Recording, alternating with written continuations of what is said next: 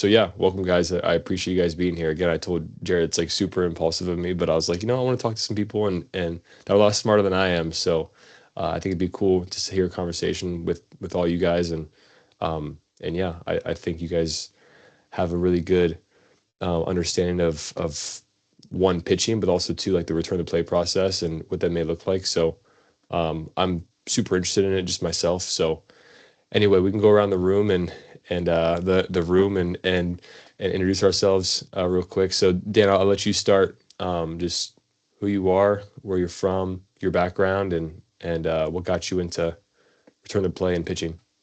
Yeah. So Dan Mahoney. I currently live in Northern Virginia. Originally from Boston, Massachusetts.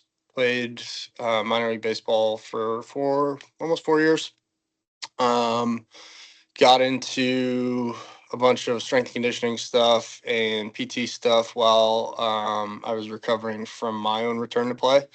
So TJ, which I think is pretty much everyone's story when they get hurt and they get into this stuff, is that they figure out that they like it and want to figure out why it happened. So they start to learn about it in other avenues. Did a couple of years at PT clinics before opening up my own facility down here in Virginia in 2020. Have owned and operated that for the past almost 6 years. And then in 2023 was the rehab pitching coach for the Cleveland Guardians. So 23 and 24 before moving back here to Virginia. So it's kind of my spiel. Nice.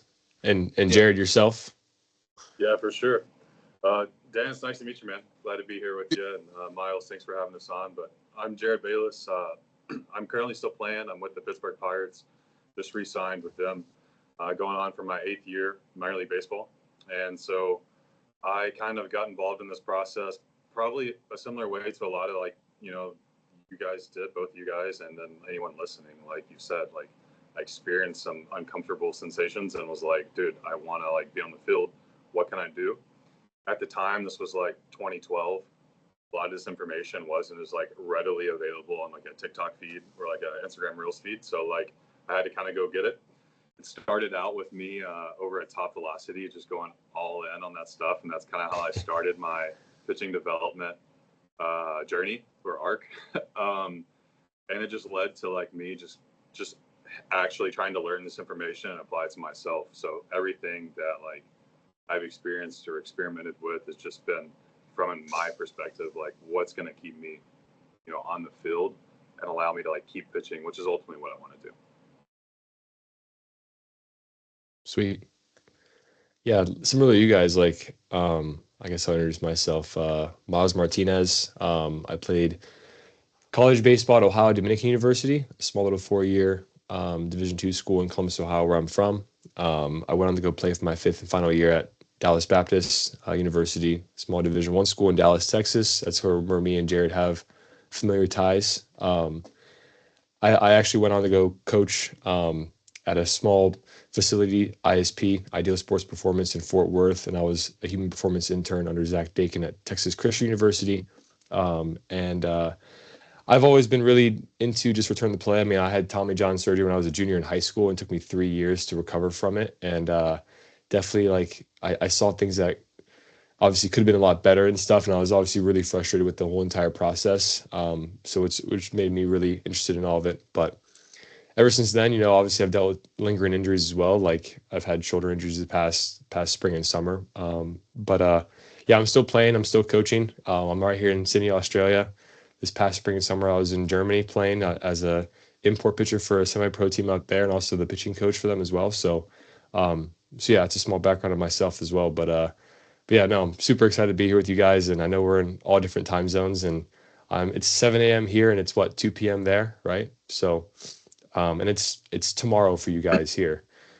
So, but anyway, yeah, I admire what both you guys do. Yesterday, right? Yeah, you guys. This is it's Friday right now for me. It's Friday at 7 a.m. So I can tell you your future if you need. That's crazy.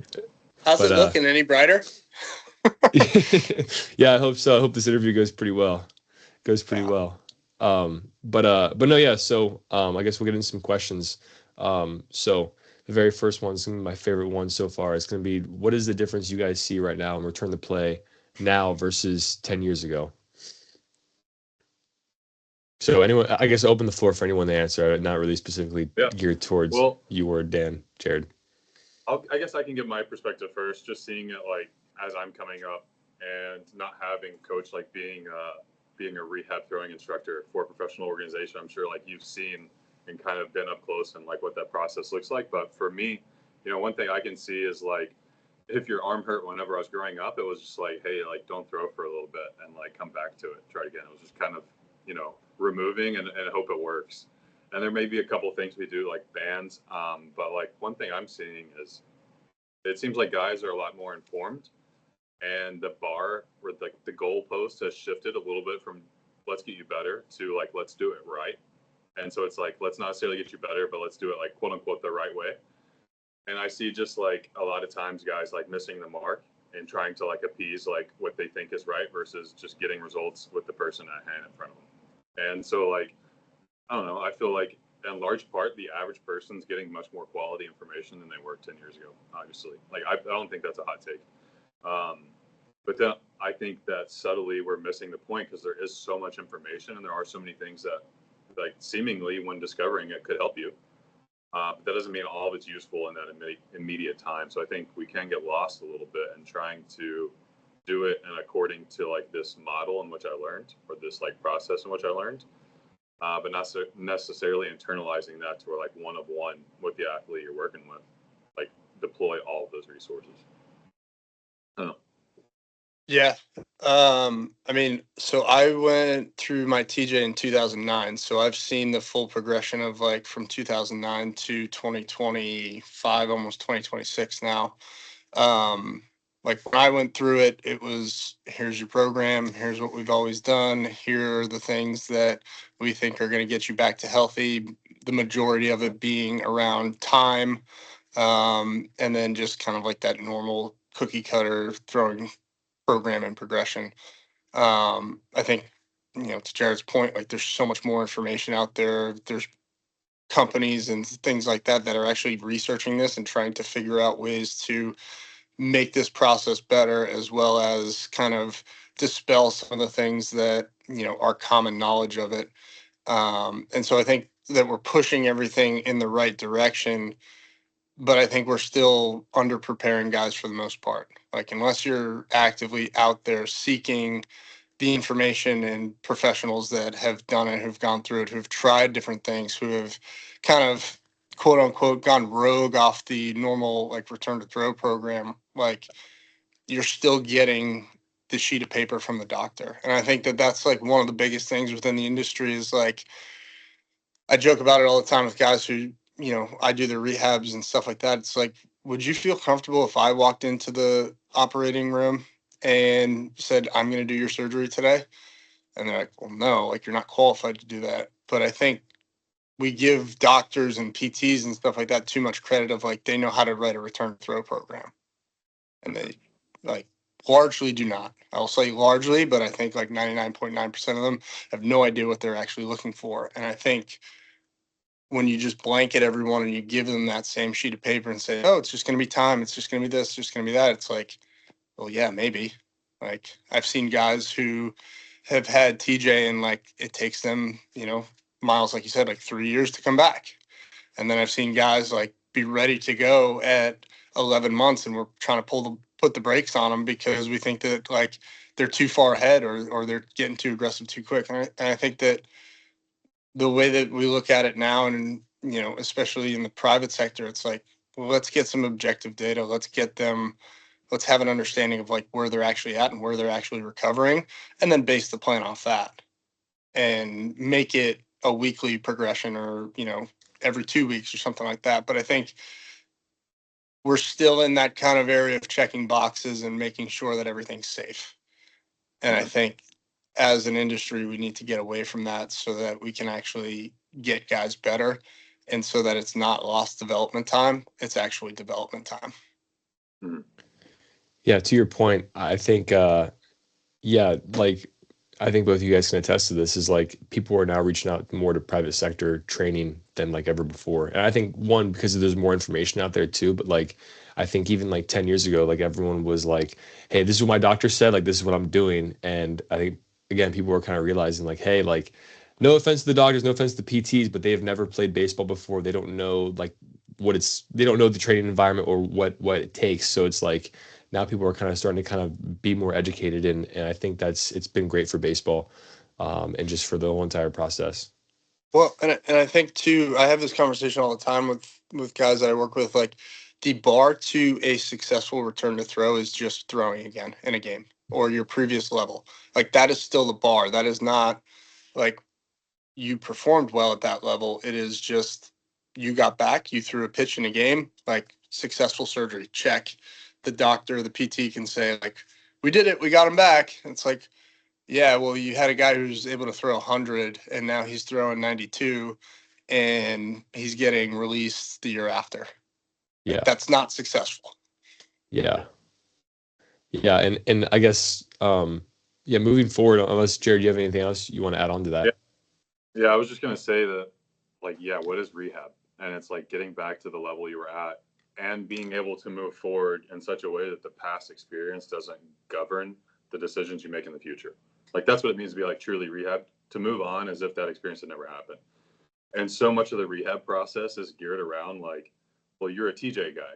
Like they assign a label and it becomes an identity thing. And like this is what like the org doesn't understand is they talk and speak to injured athletes like they're not athletes. Like there's some other thing. And it's like, no, like it's the same thing. Like you're just starting at a different place and we gotta scale it up. You're still a dog. Just because you're using a 1 pound dumbbell for this exercise doesn't mean that you're not a dog. Like you're a dog and you have to stay there. And I feel like sometimes we neuter the guy because we're like, oh, you got to go slower, you got to stick to the program, you're going too fast, and there is a kind of like we're working with 1% of the world population of athletes at this specific task. Like maybe they will be a little bit faster than the program, or at least have room for the potential for it. But like training has to be more stressful than the injury that costs you. And if you're constantly trying to train safe and you're constantly reinforcing that they're injured and that they have this injury and that injury is impacting them, then it's making it harder for them to actually like separate themselves from that injury ever happening. Exactly. That's a good I point. don't know. Yeah, That's my soapbox, dude. I get fired up on that. no, I know. Well, because even for me, like I have my best friend from high school. His dad is not a baseball player. He just actually had UCL reconstruction. He like injured himself like doing landscaping or something. But like his rehab process was the exact same as mine. It was like, what are we The doing? I goal, don't the know. goal, the goals and demands are not the same. Like if you want to go be able to like rake leaves in your backyard, like that Yeah. is not the same as throwing a baseball 100 miles an hour or trying to, right? Like, Yeah. but that's how we treat rehab. Like that's how, like you look at any rehab. Like I know we're talking about arms and throwers and stuff like that, but like you look at any rehab and it's the same thing. It's not, oh, like we have a world champion power lifter, like he hurt his back, like he goes to a normal PT, he's going to get the same program as the grandmother who hurt her back picking up something off the floor. Like, in what world are we living into where we think that like the demands and the capacities are the same? Yeah, yeah. So I guess going off that, like we talked about preparation, like one of the questions I have is like, what are the steps a high school athlete can take or to prepare their bodies for their first fall and college season? And even going further, what even I guess we can go further than that, like or a college guy going to professional, like just taking those next steps. I guess we'll I start with mean, high school. yeah, just starting with high school, like for my younger guys, I know this is going to be like more of a hot topic statement just because it's going to be like short and punchy, but if you were 25 pounds heavier, like how much likely are you to like play?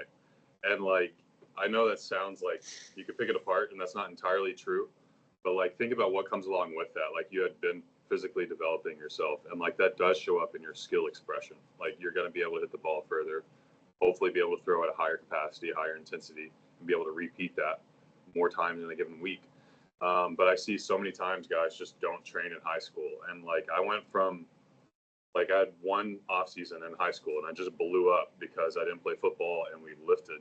And like I carried a lot of that strength in through college. Like I know it kind of looks simple or like it's easy to kind of like overlook that, but like being physically prepared like can set you up and those gains stay for a long time. So like for me in high school, like I had a frame, but actually like being able to kind of fill that out, I felt like kept me durable so that I could kind of go into college and just kind of like feed into that. I don't know. Like I didn't have to like play catch up my first year and like get put on a gray shirt program and just like pound weight and get on a Milb plan before they even thought about like playing me. Yeah, I think the industry and the way that everything's going with guys playing fall ball from the time that they're 10, 11, 12 years old now up here, like guys are playing year round almost, and it just sets you up for a bad off season, and then they never actually physically develop. And that's why you're seeing the rates of like guys getting hurt at younger and younger ages keep going, is because we're asking underprepared guys to play basically longer seasons than Major League Baseball players. And they never get the ability to have an off season or train or go through a proper ramp up. They're always just kind of like petering along of like, oh, I'm going to make a little gain just because I grew and I got a little bit bigger. But like if you actually took a step back and you gave them, a full off season to go through a full like lifting program, throwing progression to where they can ramp up properly, it actually gives you time to work on things that help your skill and help you stand out versus what everyone thinks about is like, oh, I got to go to this tournament. It's like, for what? You're throwing 72 miles an hour. Like nobody cares. Like take that time to like those 3 months to like say, okay, I'm just going to focus on my physical development. Yes, you can still work on the skill portion of it, but I'm really going to set myself up for when I get into 16, 17, 18, the guys who are already committed to colleges, like I'm going to set myself up to go and be ready for that first fall. And I think that just gets lost on people of like, 11 and 12-year-olds are playing tournaments sometimes in like January. It's like, what are we doing? And they just never actually develop. They never actually get the strength. Like I work with younger kids here and there and stuff like that. And it's like, dude, you can't even hang from a pull-up bar. You can't even do a push-up. Like, how are you expecting to increase your velocity or do anything like that? It's like, you just don't have the capacity. Like you are just physically weak. And even if you just did that little amount and got that better, like you're in a better spot. Now think of it if we actually had a plan and put that plan into action. So I think that that's where a lot of guys miss the mark, is that the mindset is play, play, play, get seen, get my name out there. It's like, well, yeah, at the right time. Do that when you're actually ready to get seen by the people that you want versus going to everything all the time. I love that point that you made. Like, have a plan. Like, it seems so simple, but like, I feel like as a kid, you're just like, dude, I just want to play. I just want to play. I want to be good. I want to play. I want to be good. And it's like pause, take a time out, like, come up with a plan on how you're going to do that. And then that's my biggest advice I could give to kids is just like, yeah, there are things that could be objectively like more beneficial than others. But like just doing your plan and being bought in on that plan is gonna help you get better. So it's like go find something that you are convinced that's going to get you closer to your goal, and then go like see to it that you're bought in.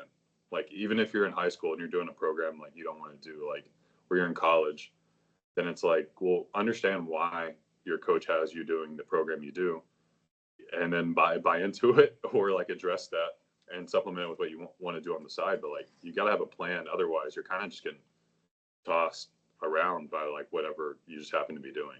Like you're not going to actually guarantee that process that you're looking for. And that was like the thing when I'm assuming that I'm much older than you guys. I'm 37, almost 38. like we didn't have this like travel ball. Like everyone has to play fall. Everyone has to like do everything. Like I was out playing football. I was out playing hockey. Like, and then I went into baseball season. So like there was other aspects within like athleticism. And I think that's another thing that gets lost is like, we think we just have to train. It's like, no, if you just like build a little bit more capacity versus like just staying stuck in your little box, like that's going to benefit you too, especially at the younger ages. And then as you get into like high school, it's like, okay, now I want to start taking this a little bit more seriously.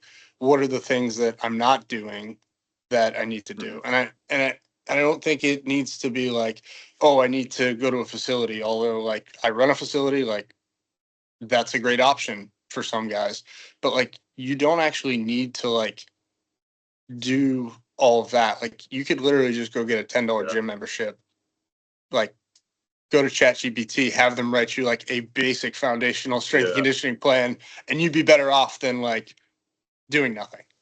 Oh, listen, dude, I made my first weighted balls with tennis balls, and I put pennies in them to load them up. But like when you're talking about a guy who doesn't want to pay for a facility, not that I don't want to pay for a facility, but I know what you mean, dude. I've been there. Like there's I did not have the money to go to a pitching coach or anything like that. We used to go out and it was like, how far can I throw this ball? How many times can I throw it at this distance and hit the guy right in the chest? And it's like, okay, we're getting better. But like we put the work in on that type of stuff, and then like the strength and conditioning stuff obviously followed. And like, yeah, you were doing your summer football lifting program. Was that the greatest idea? Probably not, but it was better than nothing. I got bigger and stronger, and like that was it. So I think that it's just like, you know, come up with a game plan as to where you want to be at the end, and then like figure out the steps that you need to take to achieve that, or at least be able to look yourself in the mirror and say, I did literally everything that I could possibly do. Yeah, that's what you want at the end of the day. That is to be able to say that. Right. Like when my career ended, I said like I gave it almost just about everything that I could have, like, and that's fine, and I'm okay to walk away. And Jarod, I'm sure that you're going to be the same. Like, hey, I did everything I could at the end of the day, whether it's I played 10 years in the big leagues and I'm a Hall of Famer, or if it ends tomorrow, you're like, I put the work in, I did it, and at the end of the day, I can look myself in the face and I'm good. And that's it. Yeah. I just love the idea of Jarod. I'm sorry, I'm still going back to it, of Jarod throwing a tennis ball into a wall and it exploding with just a bunch of pennies. They only work for nets. Oh my gosh. Yeah, I think to both of you guys' point, like, you know, I've sat through so many, like, because I work with like little kids all the time, and I've sat through so many practices where these kids came and throw and catch a baseball, and they're working on double cuts, and it's like, dude, if we just spent, honestly, just put down the gloves on the baseball, if we just spent an hour of just playing like Nerf football or just running and jumping around, I think these kids would get so much more out of it than trying to work on double cuts and your 2-strike approach. And we're working on bunting, and it's like, dude, like, get these kids a program where they can just run and jump and just be children, really. Like, it doesn't have to be a program. Just roll a ball out there and just say, hey, let's go run around and do somersaults and you know, whatnot. Like, shit. But and again, both of you guys' points, like, consistency is huge. Like, everyone always wants to say on Instagram, like, I see interviews all the time of like big leaguers and like, oh, you got to work hard. If you want this, you got to work hard. It's like, well, shit, like, I can work out once a week and think I'm working hard. Like, it comes down to being consistent in everything you do. Like, from your, I mean, I have a book here, Atomic Habits, I love. Like, it comes down to like what you're eating, how you're sleeping, like, you know, how many times a week are you working out, and like, are you actually being consistent in that? Like, you can't work out one time a week and then go to 3 times a week, then the following week, and then go back down to like, it's just, I think it's an industry thing where it's just like, again, like, people are just jumping around the program, like, they want to find the next best hot thing on Instagram Reels. And it's like, man, like, if we just, at TCU, for example, like, it's a great example of just like, props to Zach, how he programs. Like, those guys, they still front squat, RDL, do some kind of single leg movement, and they do push and pull, and that's it. Like, they're not doing anything super crazy in there. And all their guys, like, they have guys that still throw 100 miles per hour and that like are good athletes. So I could talk about it for days too, but I'm here to ask questions. So yeah, but anyway, you know, I guess going into the off season, we talked about it a little bit, but like, do you guys believe in guys ever not throwing? Like, should guys ever take time off to not throw, or should they be consistently throwing year round? I guess it's kind of a debatable question amongst pitching coaches. I mean, for me personally, like, no, I'm not taking any time off. I think there's no flat lines. Like, you have your throwing capacity, your volume, and your intensity, and what you can manage. And if it's not going up, like, it's going down. Like, if you take time off, like, you don't just stay where you were at. Like, it takes you longer to come back the longer you take off. And so for me, like, I had just built up to, like, I think I was throwing a little over 100 competitive pitches a week at the end of the season over the course of like 1 or 2 appearances, and depending on how many it was. And it's like, dude, if I'm just throwing one touch and fill and one bullpen, like, I'm already deloaded. Like 80% of my competitive pitches from the season.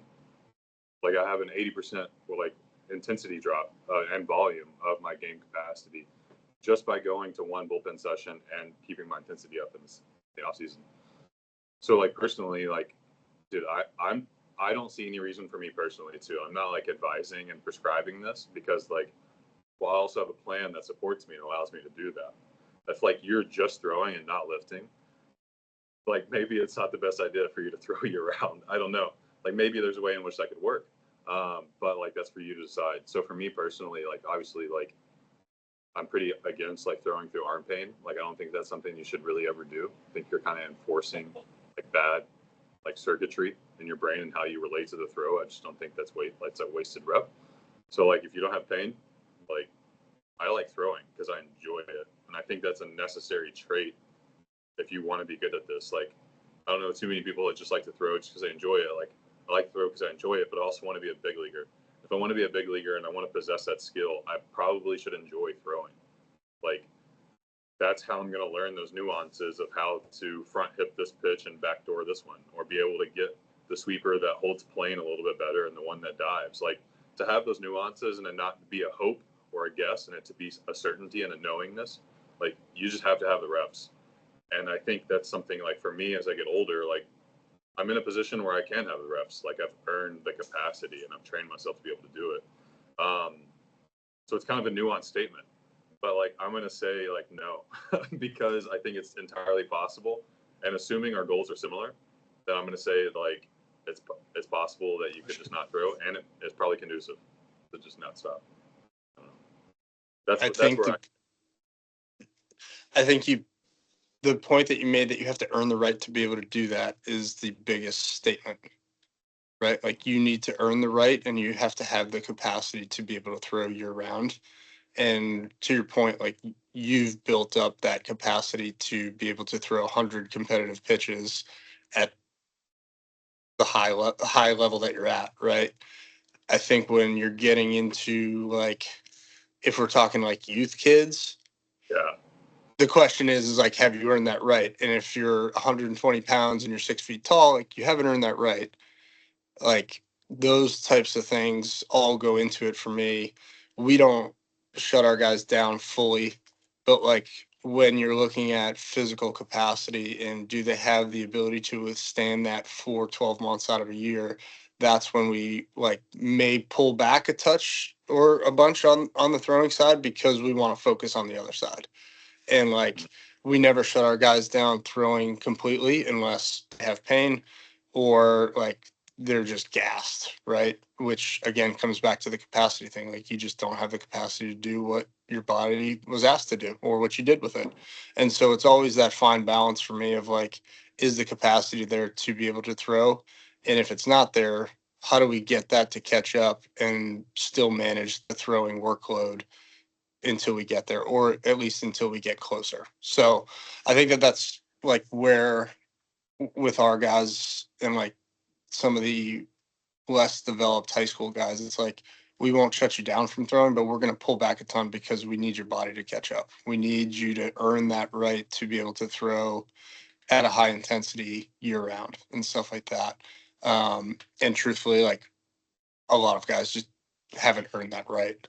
And so it's like, okay, letting them understand that and getting them to that point, and then we can have that conversation of, like, hey, you're just gonna, continue to throw your bullpens and go at the pace that you were going, and we're just gonna kind of build you up from there. But I think the point of, like, you have the capacity, that is the biggest thing, and that's what really qualifies you to be able to throw year round or not.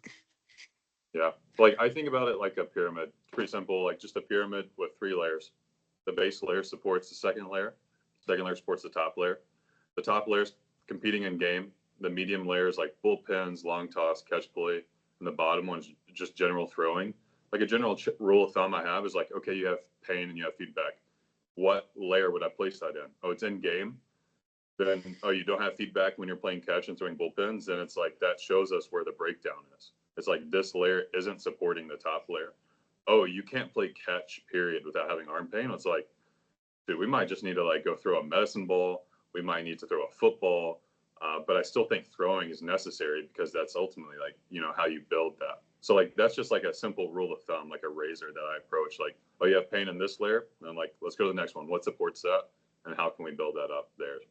And like, yeah, like all that makes sense to me. I'm so glad you're here to like walk me back because I forget that like this is just for me. Like, yeah, I'm 28. I've been throwing by myself like so many days. Like I know when is too much, when's not enough. Like I know when to back off. Like I'm not just running blindly into a pull down session like a 13-year-old very well may do. You know, like so I appreciate you giving the other perspective because it's totally true. Like if you like, you have to be honest with yourself, and that comes with like age as well, and just getting the reps and getting the years of experience. Like pursuing the big leagues is a good goal, and it demands the most of you, and you grow up as you pursue that goal. So like you just learn that process a little easier as you age. Yeah, I think that that's another thing too. Is like guys will say that they have goals, but then their habits don't match those goals. Yeah. Or they do, right? And if your habits Yeah. are matching your goals, then like great, we can do pretty much whatever we want to get you there and figure out that path of what you need to work on and stuff like that. But when the habits for guys don't match their goals, it's like, okay, now you need that direction. Now you need someone to either push you forward or pull you back or kind of explain what it takes to get there. And I think that that's like the biggest thing is like a lot of guys will just be like, oh, if I just continue to like pound weights or do this, that, and the other thing, like, yeah, it may work. But like, if your skill's not getting better, then you're just becoming really strong, which is great. Like some people like to do that. But if your goal is to pitch at the highest level, like all of that stuff has to support that. Yeah. So I think just like my perspective as a coach being both at the highest level, working with, you know, guys who have done it at 7 o'clock when the lights are on, and then also working with like the guys who are 12 and 13 and playing AAU and look like a wet noodle. Like it's just a little, you just have to like take that different approach. But I think the pyramid thing is spot on. Like if your foundation's there and like then you put in the time with like your actual skill development work in the bullpen and stuff like that, like now that should reflect the game. And if there's a disconnect, like you got to figure out at which place it is. And I think that that's the same with injury too, right? Like we're talking about like the bottom layer being just like general capacity. And then we're talking about all of the middle stuff of like skill development. But if the skill development is wider than the foundation or the top level is flipped upside down, like something's going to break or something's going to go wrong. And so that's where guys just need that, like at the younger ages, that understanding of like, there is a process to this. There is that plan that has to be in place to get you to that level. Put the plan in place and go execute it and then make the adjustments off of it as you need to. Yeah, I'm just taking it all in. I enjoy this conversation. It's great. It's great. That's good stuff. I see all the time, you know, kids just, they're like, dude, I want to throw in the game. I just want to throw in the game. I just want to throw in the game. And you have pain in the game. And it's like, well, you move your arm less than my 70-year-old grandma. Like she moves her elbow through more flexion and extension than you on a given day. Like you have to be able to move your elbow a certain amount of times if you want to be able to like maximally extend it at the fastest possible speed that you could ever do that. It's like, yeah, you got to have the bigger basal layer. Your pyramid's upside down. That was a great. Yeah, like you're not. We're not doing anything that the human body can't do or hasn't done. It's just to what level are you able to do that? Yeah. Like if you can't, like to your point, like if you can't throw on flat ground without pain, like there's probably an issue somewhere that we need to address.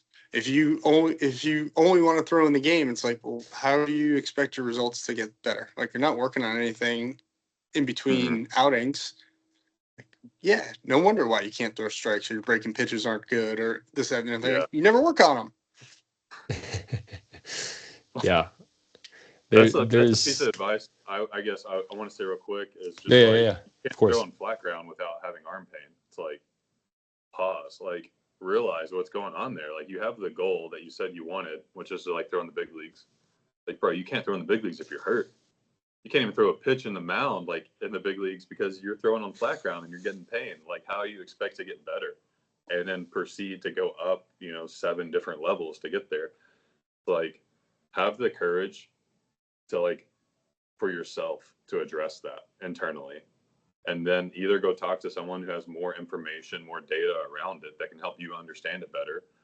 Like meaning go find someone that has demonstrated they have reliably consistent success at handling issues like you do and talk to them about it.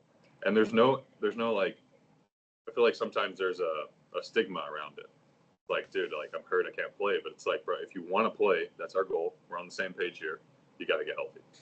Like you're only going to be able to play so long if you're throwing through arm pain on flat ground. And I've seen that so many times, like on the field with my teammates. Like, just address it because like you're your best self whenever you're healthy. Like you're not ripping off the nastiest slider, and you're not dotting the 2-strike 2-seam inside whenever your arm's throbbing. Like, there's a difference to that. And I think it takes like some courage, one, to just like recognize that in yourself and like do something to actually address it.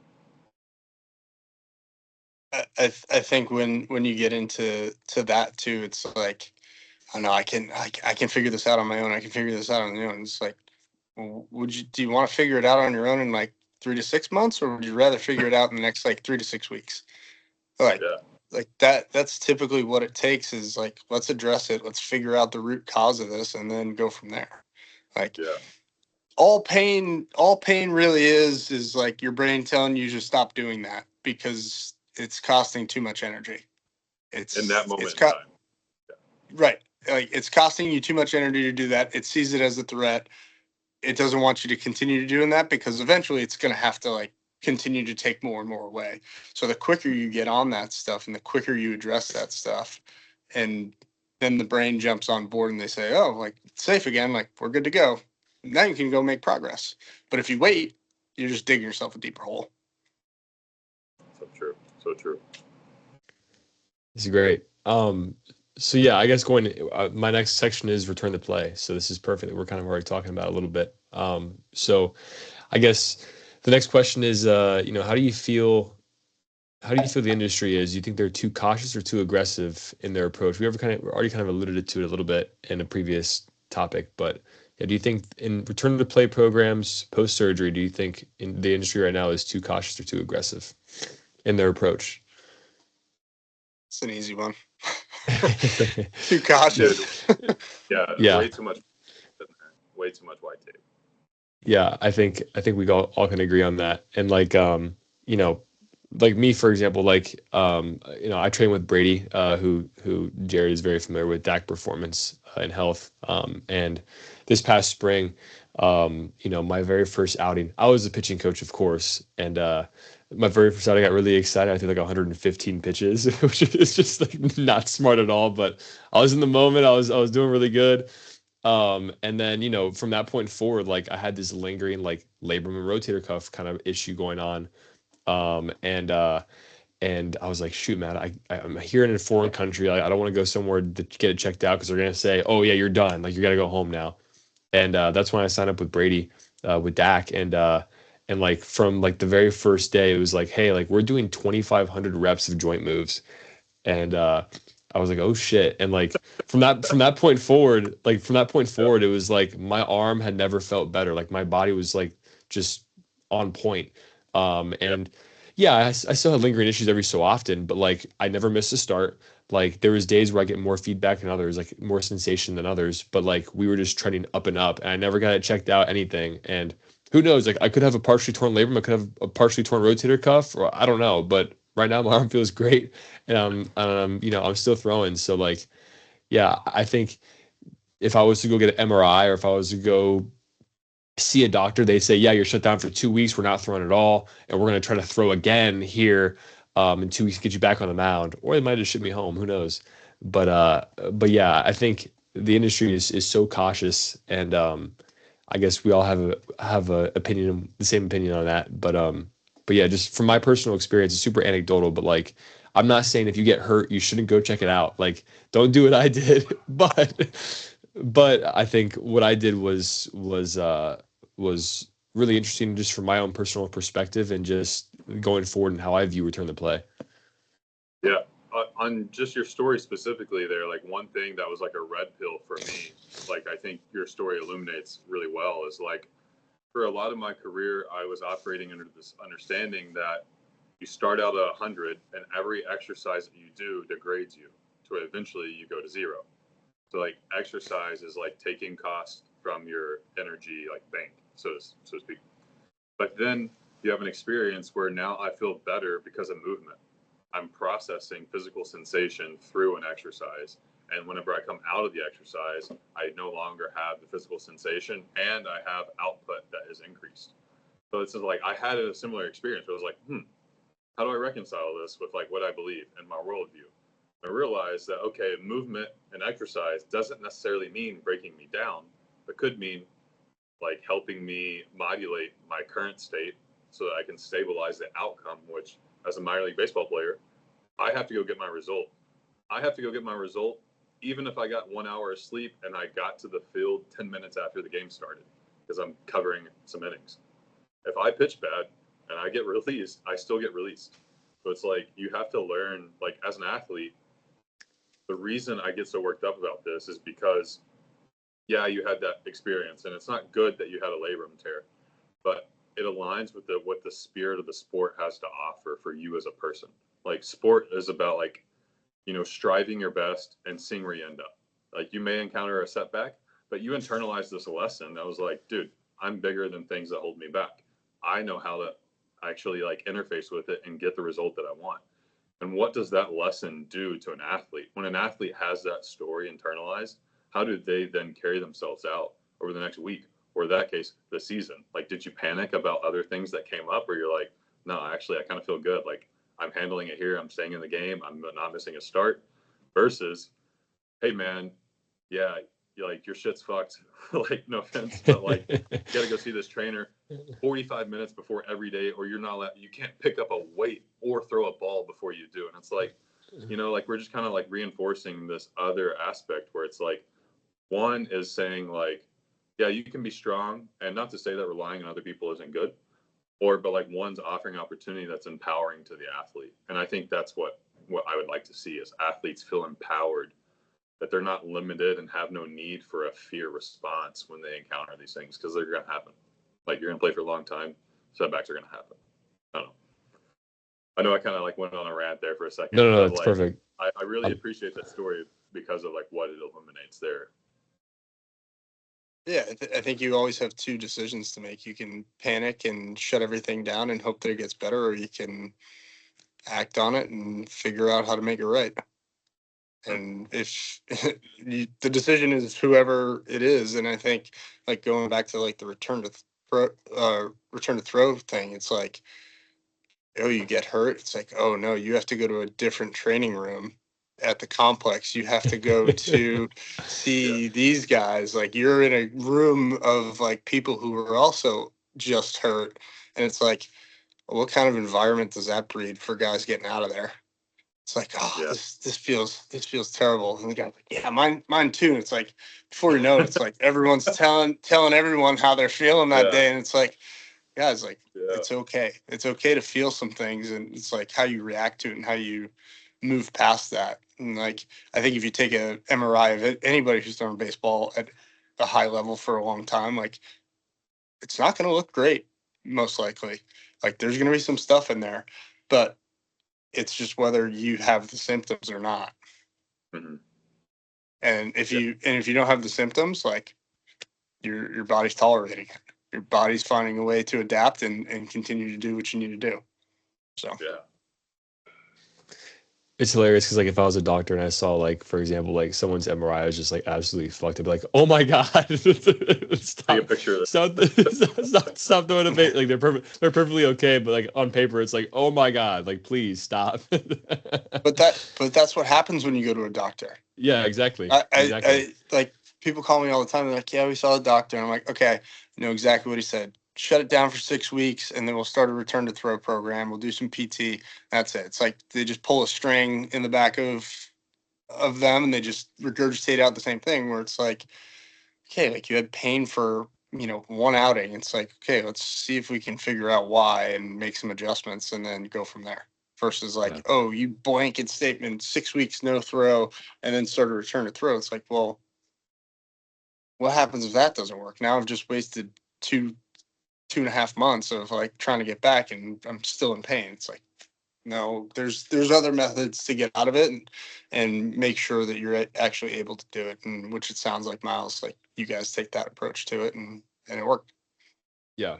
And like the reason why my return to play for like Tommy John took 3 years was because it was that exact same thing. I'm sure I know that there's so many kids, other kids that experience it is like, hey, I throw with pain, I go tell my doctor, okay, we're gonna take another 3 weeks off. I throw with pain again when I come back, go see a doctor, and it literally just took one throwing session with a coach where it was like, hey, like you're doing this, like try this, and I never had pain in my elbow ever again throwing, and that was like a year and a half down the road, and it was like seriously, like I could just went to one person and someone just told me, hey, your shoulders are doing this when you throw, not this, and all of a sudden it's like my pain is gone and like I'm now taking like huge strides in my throwing because I just don't have that sensation, that feedback anymore, which is just insane. Um, but yeah, I guess going forward with that, like, what are some methodologies that professional organizations and universities could implement with their players in terms of return to play? I know you guys are both big. Um, I know you practice square one, Dan, and obviously me and Jarod are big DAC guys, big impulse and volume guys. And I guess what are some things that they can incorporate and that may challenge that slow and steady return to play process? I Dan, I'm think curious to hear about Square One. I've learned a little bit about it, so I didn't know that that was something you had in your belt and that you were using. So I'm excited to hear a little bit about it. yeah. So Square One has been awesome.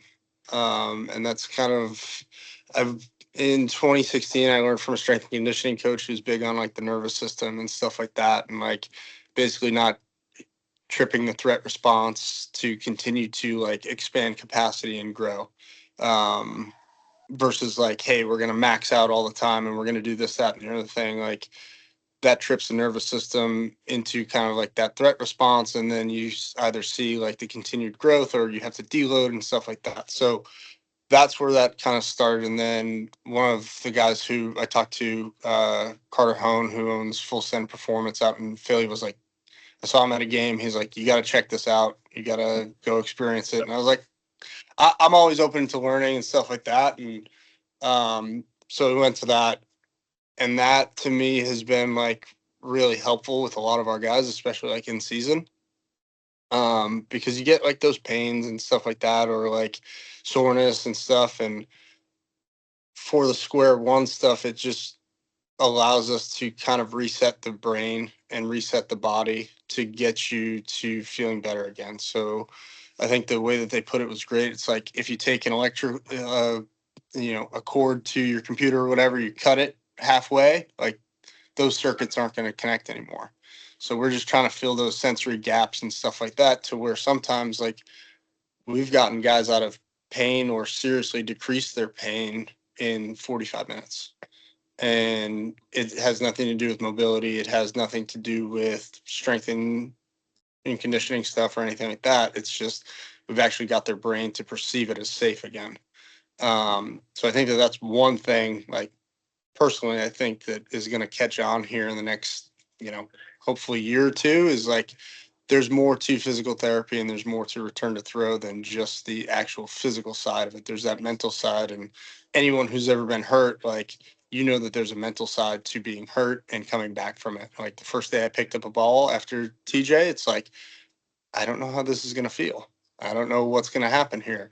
Yeah. But making things in the environment around you touch safer, whether that be physically or mentally, is like huge. And so we've used that a lot. So I think that that's like one thing that people should catch on to. I also think that like he's just got to get better at like return to throw and stuff like that. Like we have to have objective measures to say whether a guy is good versus just saying, oh, he's got 6 months down because the doctor said it, stuff like that. Like if a guy is good to go, like, and all of the strength and the numbers are there for him to be safe, why can't we start it earlier? Or why can't we start a mound progression earlier and stuff like that? So I think the technology around baseball has obviously gotten a lot better over the past decade, on the performance side. And, every organization has force plates and mid-thigh ISO pulls and all that stuff. But I think we actually need to like objectively know what's going on around the arm a little bit more, especially in return to play. So I think once everybody starts to implement that, you'll see that return to throw and that return to play kind of speed up, I hope. So, yeah, I forgot what the question was at this point. But no, yeah, that's great. Hearing about square one, about how like the body perceives threats. Like, I mean, it clicks with what I understand about the body and kind of how the body is kind of internalizing something as a threat response and not wanting to go into it, being hesitant about it. So I'll say like one thing that like one modality or technique that I think could be like extremely beneficial. I've said this in the past, like I'm not really for marketing like, one thing, because I think it's all of it and the system that fits you and your worldview. But if there were one thing that we're going to say one thing, it would be like impulses or the hyperarm work. I don't know if you're familiar with it, but, impulse loading is just, a strap. And if the best way I can explain it is the mechanism through which your body transfers force through your system, through your arm when you throw. As the muscles isometrically contract so that the load is placed to the tendons, so that the tendons stretch because the muscle is locked down, it's not moving. So then it loads the dense fibrous tissues of the tendons so you can access some elastic style motion.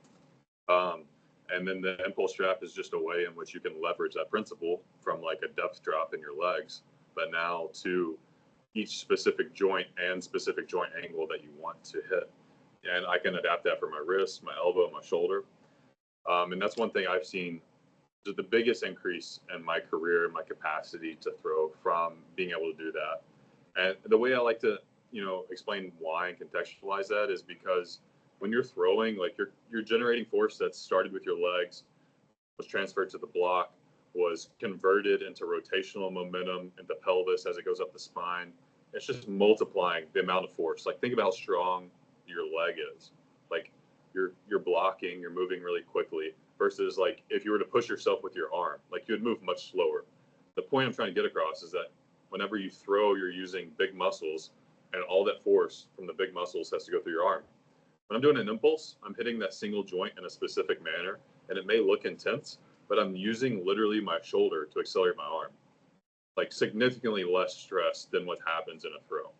And so what's cool about that is like it still has enough stress that with enough volume, I can start to prepare my brain so that I don't view this as stressful anymore.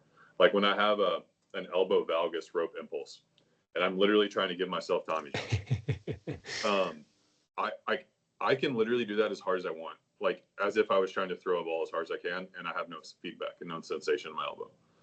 But it's because I've like built up that capacity, and like that graded exposure allows me. It's like, yeah, like this specific part of my shoulder breaks down whenever I lay it back, but the rest of my arm's fine. It's like, well, the rest of your arm is also like atrophying because you aren't in a position where you can stress it from throwing.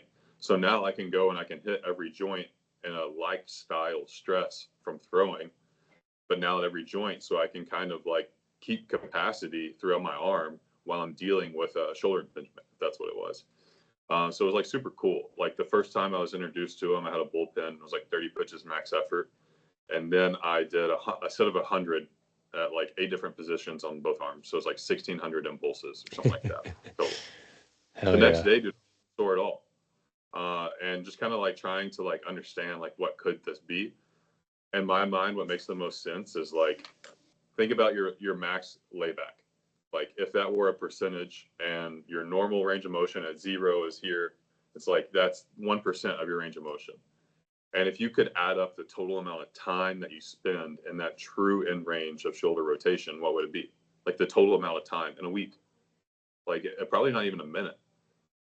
So like now if you go in and you have impulses and you hit 100 impulses and you're producing force, the brain's having to say, is this joint stable? Do I perceive it as a threat? Do I have access to actually call upon the tissue to articulate and stabilize force? Can I do it harder? Can I do it harder? Doing it over and over again, it's like you're giving the brain a new data set to where like the old data set was you threw 24 hours ago and you're sore. Body locks down range of motion, produces the feeling of soreness and tightness. Then you go in and you insert 1,600 impulses. Now the brain has more data to consume. So now it's like, I don't need to lock down the shoulder as much. I've demonstrated that I can actually do this shit over and over and over. And so it's like, whenever you look at, okay, soreness is like literal physical fatigue from the muscles stretched and sore, but like also part of it's neurological, like what we're talking about with square one. Like the body's perceiving this as a threat because, dude, you just did one thing that you've never come close to doing the rest of the week. And that's hitting that end range of motion with as much force as you did. So being able to like hit the shoulder joint in a like style stress is similar enough in the way that you communicate, in my experience, that the body can actually learn to relax. And so I think it's crazy because it's a weird style of training and it looks weird, but I think it's one of the lowest hanging fruit that could directly benefit baseball players, is because if I just look at what a baseball player is getting, they're not getting high impulse impact style loading, like at the scale and at the volume and specificity that their elbow or shoulder or wrist demands from throwing. And like, to me, it's just like, it's such a low hanging fruit because like no one's doing it. And if you just like, anytime you start doing something, you get like 60%, 80% of the reward right up front, you know, and the skill acquisition portion of it comes quickly. And then like the gains taper off. But I think this satisfies is what I would say is the thing that could stand to benefit the most. Yeah, I mean, to your point, like you're not throwing at max intent all the time, but if you can make it something that you can do more often, the brain is going to say, oh, okay, we just have to adapt to this. Like we just have to figure out how to like withstand this. And like in the background, like I've been going through like some of Dr. Jarod Burton's work, who does like the chain stuff and stuff like that. And I've obviously seen your guys' stuff from like DAC and stuff like that. And it just makes sense. And I think like the way that you just like described it was probably one of the easier things to actually conceptualize, and how to say like, hey, this is how it applies. Because when you see it online, it's like, oh, these guys are doing some like crazy stuff. But like the way that you just put that, it's like, oh, maybe that does make sense. Like maybe we should be doing a lot more of this, and I think that's where a lot of people, you know, being on the outside of DAC and all that stuff. And, you know, I've talked to Cass, you know, off and on, and it's like, there's a perception that, oh, that's crazy, that's dangerous, that like, that's extreme. It's like, well, not really, not when you actually understand it. And so I think to your point, like it's definitely something that you can add in and reap the rewards of, because the arm just doesn't do that as much. Like you have your high intensity days, and then you have like, you build back up and stuff like that. And that's what everyone's doing. It's like, oh, why am I always so sore after I pitch? It's like, well, you're only doing that twice a week. Yeah. Your body knows, I just need to be able to do this twice a week, nothing else. So, yeah. It's crazy how small baseball world is. Like I'm actually training with Cass right now, just as a continued learning thing. I know Carter as well. I met Carter over FaceTime a couple months ago actually, and we've talked ever since. But yeah, it's crazy. But I guess, and then my last question I have for you guys is like, how can we take these aggressive approaches, right, or these new age approaches, and like present them in a way? I think Jarod did it perfectly. But like, how can we get like front offices and like universities to understand like, hey, like this is something that like you guys should try out? What do you guys think? I was gonna say by doing it and using it, like demonstrating that it's reliable and true and it works. Like, thankfully, I'm in a position where I'm still playing. I think it's possible to throw 5 days a week in a game at a competitive level and it be sustainable. I fully believe it. And so, like, I think if front offices realize that there's a technology they can apply to get more value out of the guys that make them millions and hundreds of millions of dollars, like they would see it. But right now, it's like, I mean, the analogy I give is like if you're a kid and you see a figure in the corner of your room and it's dark, your brain's going to be like, "What is that? Is it the Slender Man? Is it Dracula? Like, what monster is it?" Because you don't have knowledge about it. The more knowledge you turn the lights on, you have more knowledge. It's not scary anymore. Well, it's like I don't have knowledge about this guy impulsing as hard as he can. Brain immediately threat response scary, and so like I think it's like just education, and it's like. So to my point, I wanted to say this earlier. Whenever I'm doing my impulses and I get a reaction from one of my teammates that's like, dude, that looks intense. My response is always, that's how you know you need to do it. Because if there's a way in which you could do this and perceive it not as being stressful, like what stands between you and them if it's just perception? So it's like it looking stressful is the reason you should do it. Also, if it works, that's the reason you should see to it, understand it. Because like, yeah, the front office of a college, like, and, kind of like understood these processes and could implement all the things, we talked about today and more. The guys that like you guys are living it as well, to implement those. Like, I think we can do better. So I'm hoping that, they're following suit and seeing like what actually works. Because I think there's a way in which all of this comes together for a much total better product as well in the future. Yeah, I think it's just getting people to have better conversations and saying, like, I'm actually interested in what you're doing. Why are you doing this? Like, walk me through that. And I know, like, from my time in professional baseball on both sides, it's like sometimes those conversations aren't had just because of the fact that, like, people are scared to have them. Oh, I was wrong about this. And there's a lot of ego and people want to keep their jobs and people want to move up and stuff like that. And it's like, what if we did something that may be a little bit against the grain, like on a surface level, and like actually implemented it or explored it or had conversations with, people who are doing it and stuff like that, to where it's like, okay, now I have a better understanding. Now I just need to get the people in place to then be able to understand it, help people execute it, and go from there. And I think that that's like the biggest thing within organizations is like people will say they have an open mind, but they also want to keep their jobs and they also want to keep going. So it's going to take people to think outside the box and be willing to have conversations and be willing to explore things, to move stuff like this back in or into the game, not back into the game. Because, unless you're Jarod doing it or some other guys who are working across other places that are doing different stuff, like it's pretty cookie cutter. And I'm sure, Jarod, you'd agree with that on a like whole level. Yeah, I'll give Not that you have to say anything, but yeah, I will give one story because it's crazy. Like I'm gonna leave some anonymity there. But one of my strength coaches, he was a strength coach at the very top, I'll say, and I'm doing band resisted pull-ups. So I'm standing on a box. I jump off the box. The bands are pulling me down. Grab the barbell, pulls me into the bottom of the pull-up, and then I finish the rep. It's kind of like a plyometric pull-up. Nothing too crazy. Just a band pull-up. My strength coach comes up to me and, hey, what I think you're doing is effing stupid, and it's a waste of time. And then he just walks away. I was like, hey, like, it was being legit. Like, it wasn't a joke. And I was like, hey, you can't say that and just walk away. Like, no, we're going to talk about this. Like, what do you have? Like, tell me, what is it? And I can speak the language. I know when you're appealing to jargon, to appeal to intellect, to not convey your thing appropriately. We weren't having a conversation. He was appealing to intellect. And I was just like, look, like, no. Like, this isn't the way this is going to go. Like, and we just had from the beginning, from the onset, we weren't aligned on our goals. And it's crazy how much that exists. Like, people don't care about, like, Myles, I'm going to do whatever I can to get you to the big leagues. Unfortunately, like, don't assume that's everyone's, like, intent, because it's not. Like, unfortunately, it's not, and that's just reality. But, like, I look at, like, my kids playing on the playground, and they're doing monkey bars, and they're doing the same thing, but and like we don't think anything of it, but because you're a professional athlete, like you can't do the same thing. It's like, well, no, you should absolutely be able to do the same thing and probably more.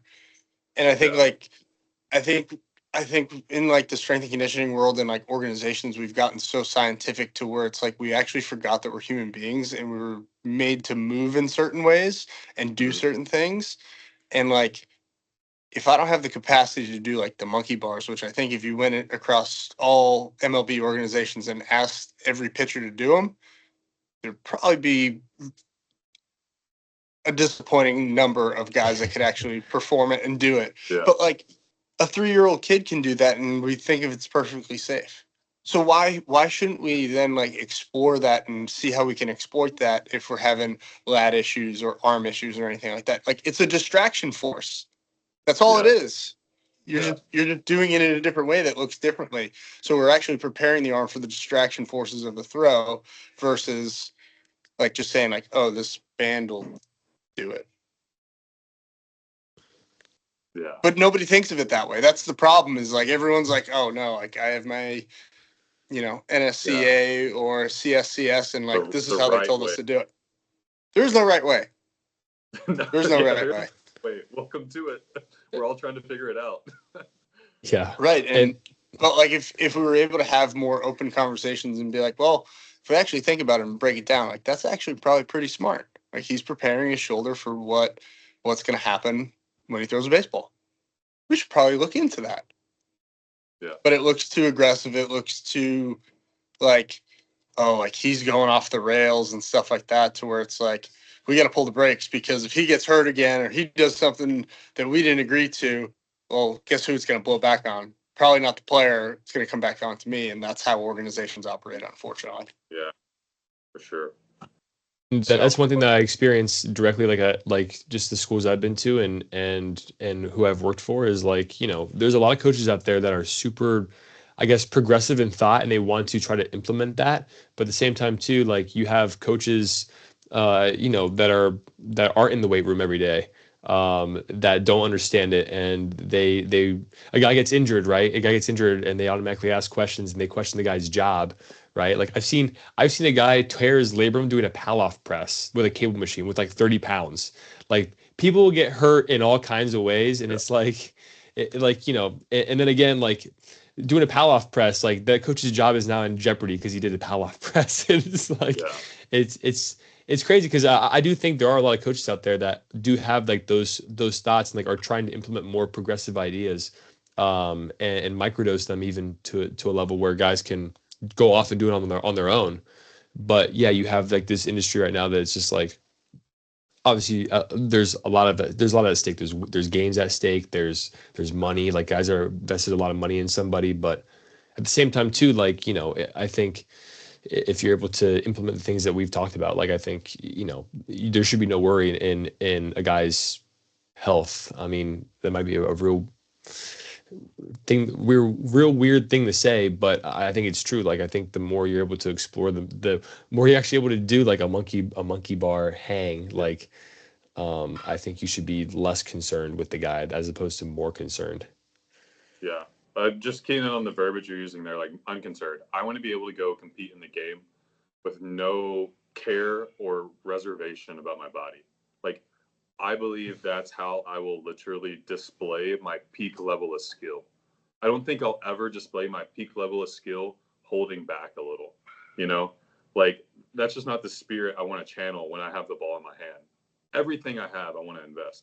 And if all of my training, I'm always holding back, and always just like guarding and safeguarding, I just feel like it just kind of doesn't set you up to do what you just said. Well, cool. Well, again, I appreciate it, guys. This is great. You guys obviously are clearly a lot smarter than I am, so I like to put you guys' platform out there and one, display it, and then two, let me just continue to ask you guys questions. So again, thank you guys so much for doing it. I got some little kids I have to go attend to now, unfortunately. Yeah. I wish I could sit here and talk all day about it, but no, thank you guys again. If there's anything you guys want to plug, I guess now, I'll try to put this on YouTube and let people go watch it and stuff. I think there's a lot of really good stuff that we talked about today. So, but yeah, if you guys want to plug your social medias, your Instagrams, anyone you love, shout anybody out. Yeah, I mean, happy to chat with guys all the time and do it pretty much all day, every day. Now, at Rehab Pitching Guy, happy to chat and happy to learn. Like, I think what we did today was great. Like, Jarod, great to meet you. Myles, great to meet you. And like, these are the conversations that the industry needs to have, whether it be in the private sector or, in the affiliated realm. So it was a pleasure. Appreciate you guys. Yeah, heck yeah. Pleasure was mine, guys. Thank you for setting this call up, Myles. And yeah, more conversations like this. I think that's the way we're going to do it. So yeah, awesome. Awesome. Likewise, I really appreciate it, guys. You guys have a good rest of your day, and have a good rest of your Thursday. I'll have a good Friday. So all right, peace. All right, everybody. See you guys.